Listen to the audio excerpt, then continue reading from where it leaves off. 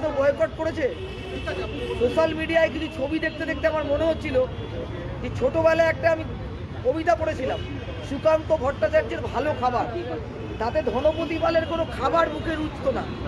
শেষের লাইনটা হচ্ছে তাকে নায়ক বলছে কি খেতে ভাল লাগে, ধনপতি ফিক ফিক করে এসে বলছে সবচেয়ে ভালো খেতে গরিবের রক্ত। আমার মনে হয়েছে যে এই ওয়াও মোমোর মধ্যে গরিবের রক্ত, গরিবের হাড়, গরিবের মাংস রয়েছে। সমস্ত মানুষ তলা পাকিয়ে মাংস হয়ে গেছে। আরে ওরা ছবি আমরা দেখতে পাচ্ছি, 16টা লোক পুড়ে গেছে, 21টা লোক নিখোঁজ।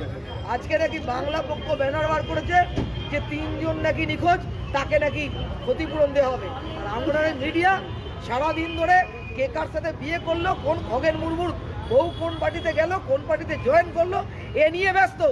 20টা শ্রমিকের লাশ সেটা দেখাতে আমাদের মিডিয়া ব্যস্ত নয়। আমাদের কথা হচ্ছে আমরা জানি জলা জমি ভরাট করে এই ওয়াও মোমো আর ডেকোরেশন যে গোডাউন যেটা হয়েছে, এবং এমন দমকল মন্ত্রী 32 ঘন্টা দমকল মন্ত্রীর লেগেছে ওখানে যেতে। সকালবেলা যখন সেক্টর 5 একটা মিটিং করে ফিরছি তখন দেখছি যে সুজিত বসু একজনকে সম্বর্ধনা দিচ্ছে, উৎসব করছে, দেবীঘাটা উৎসব না কি উৎসব। তখন আমার মাথায় এসছে এই কথাটা, সত্যি সবচেয়ে ভালো খেতে গরিবের রক্ত, এবং কোনো ক্ষতিপূরণ নেই, কোনো সেফটি নেই।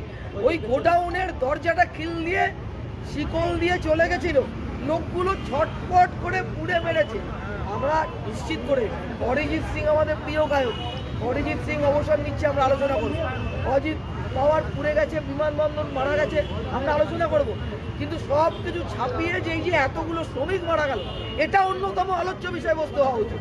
এবং সমস্ত জায়গায় আমরা ওয়াও মোমোর আউটলেটগুলোতে আমরা জানি এগুলো ফ্র্যাঞ্চাইজি, এদের ক্ষমতা নেই, কিন্তু এরা যারা পশ্চিমবাংলায় ব্যবসা করছে আর শ্রমিকের খুন চুষে নিচ্ছে, কোনো সেফটি নেই, কোনো সামাজিক সুরক্ষা নেই, কোনো ক্ষতিপূরণের ব্যবস্থা নেই, কোনো ফায়ার সিকিউরিটি নেই। তারা পশ্চিমবাংলাতে আজকে সকালবেলার গণশক্তি লিখেছে দেখবেন, সোনার ডিম করা হাত, এই মালিকদের থেকে তৃণমূলের সরকার টাকা লুটছে। আজকে মুখ্য